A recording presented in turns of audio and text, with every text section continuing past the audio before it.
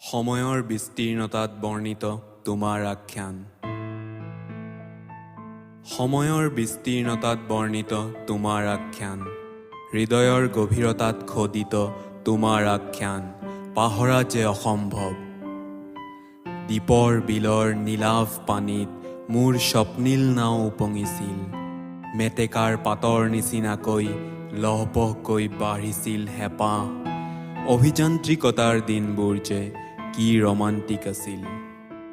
College এৰিবৰে পৰা আৰু কাহানিও নহল তোমাৰ সতে সাক্ষাৎ। তথাপি খানাপাৰলৈ গ'লে ৰুক্মিণী গাঁও ষ্টপেজত চকুজুৰিয়ে আকুল আশাৰে সোঁফালে সোমাই যোৱা গলিটোলৈ চাই এপলক চাৱনিৰ পৰশলৈ অধীৰ আগ্ৰহেৰে বাট চাওঁ, কিন্তু নেপাওঁ আনকি তোমাৰ চাহকণৰো সন্ধান। আহ, কি নিষ্ঠুৰ বিধাতাৰ বিধান।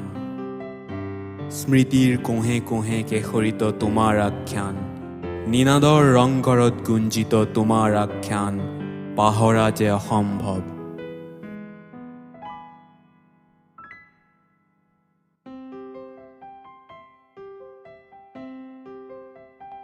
গাঁৱৰ ল'ৰা মই খানাপাৰলৈ যাওঁ APSC কাৰ্যালয়লৈ। 3 বছৰ ধৰি আবেদন কৰি আছো। 3বাৰ মেইনছ লিখিলোঁ প্ৰশাসনীয় পদ এটাৰ বাবে। বহু স্বপ্ন আছে অসমখনক লৈ, অফুৰন্ত কৰ্মোদ্যম আছে বুকুত। কেৱল তোমাৰ ইতিবাচক সঁহাৰি লৈ অপেক্ষাৰত আজিও হৃদয়। যদি হওঁ কাহানি বা ACS অফিচাৰ, বলেৰো গাড়ী লৈ যাম ৰুক্মিণী গাঁৱলৈ। সুবাসৰ ৰম্যোদ্যানত মুখৰিত তোমাৰ আখ্যান, উৎসাহৰ কল্ললিত উৰ্মিমালিত প্ৰতিফলিত তোমাৰ আখ্যান, পাহৰা যে অসম্ভৱ।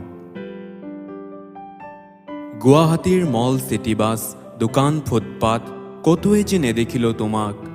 ক'ৰবাত যদি হ'লহেঁতেন আকস্মিক সাক্ষাৎ, লাগিলে 2 মিনিটৰ বাবেই হওক, নিশ্চয় সুধিলোহেঁতেন এষাৰি কথা।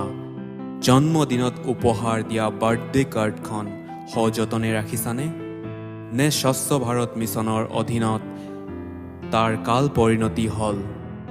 বন্ধু বেদব্যাসৰ লগত গৈ কিনি আনিছিলোঁ গধূলি বজাৰৰ পৰা সেই মৰমৰ কাৰ্ডখন। যুগৰ সন্ধিক্ষণত অনুৰণিত তোমাৰ আখ্যান, আজীৱন আমৃত্যু আলোড়িত এই আখ্যান, পাহৰা যে অসম্ভৱ, পাহৰা যে অসম্ভৱ।